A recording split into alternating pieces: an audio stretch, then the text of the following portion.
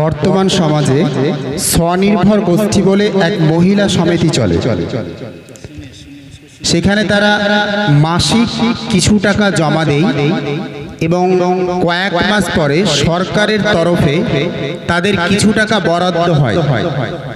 সেই টাকা তারা দলের বাইরের কোনো ব্যক্তিকে ধার দিলে বা দলের মধ্যে থাকা কোনো ব্যক্তিকে ধার দিলে তার পরিবর্তে এক্সট্রা সুদ নিয়ে থাকে।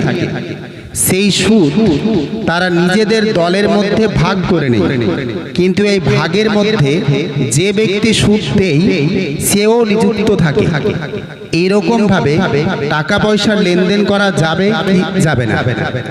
আচ্ছা, যে বিষয়টা উনি উল্লেখ করলেন, আশা করি আপনারা সবাই বিষয়টা বুঝেছেন। হ্যাঁ, এখানে দেখেন, যদি সরকারের থেকে টাকা নিয়েছে গ্রুপে, এবং গ্রুপের লোকেরা কাউকে লোন দিয়েছে, ধার দিয়েছে, এবং ওখান থেকে যেই লাভ্যাংশটা পাচ্ছে এরাই খাচ্ছে, মানে এরাই দিচ্ছে টাকা, এর লাভটা এরাই নিচ্ছে। কথা বুঝতে পারলেন? তাহলে এটা সুদ বলেই গণ্য হবে। আর সুদ খাওয়াটা হারাম।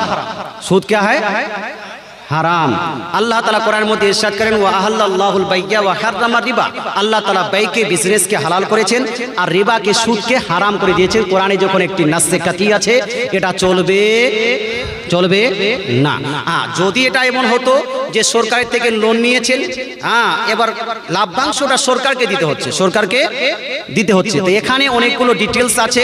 এই লোনটা জায়েজ না না জায়েজ, কি ধরনের লোন নিয়েছেন, কিভাবে নিয়েছেন, কোন পারপাসে নিয়েছেন, কতটা জরুরত ছিল, কতটা জরুরত ছিল না, এই পুরোটা ডিটেলস আমাকে যদি বলেন তাহলে আমি হয়তো সেটা উল্লেখ করতে পারবো।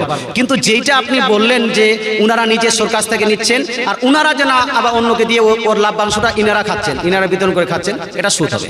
আল্লাহ তাআলা আমাদের সবাইকে বুঝার এবং সুদ থেকে পরহেজ করার তৌফিক দান করুক, বলেন আমিন। আচ্ছা, মশলাটা বুঝতে পারলেন কি? হালাল না হারাম হলো? আচ্ছা, ঠিক আছে।